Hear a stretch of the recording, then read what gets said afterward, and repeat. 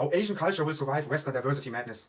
Diversity has become a code word for replacement. The diversity of the human race is not important enough to keep all groups alive, the West may tell you. Nay, it was always about ideas, innovations and history. In short, the immaterial matters, so the globalists preach. The body may exhaust and the soul abandon it. But make no mistake, if everywhere is diverse, nowhere is. What the nations need to distinguish themselves by is their otherness. Let's call this wondrous piece of philosophy the difference. So what is the difference in Asian culture? The difference is that the Asians maintain sanity and preserve their family values. The West can no longer solve its environmental, demographic and economic problems without Asia.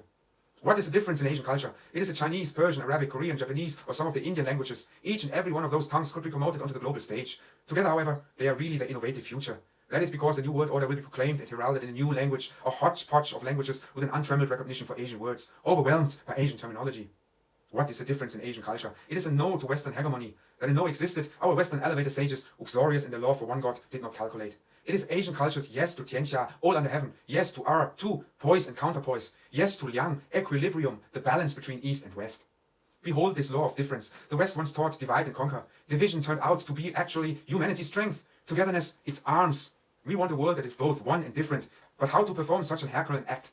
How will cultures reconcile the differences while promoting that which is in the interest of all?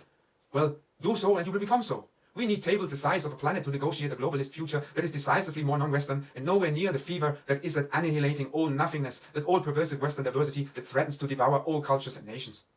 What do our Western academicians say?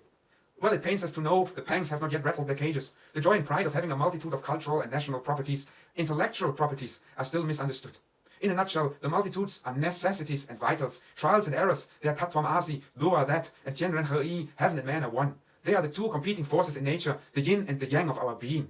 So the East must renounce radical Western ideologies and instead adopt a more peaceful Asian way of a holistic coexistence, exchange and ancient oneness that draws strength from our differences.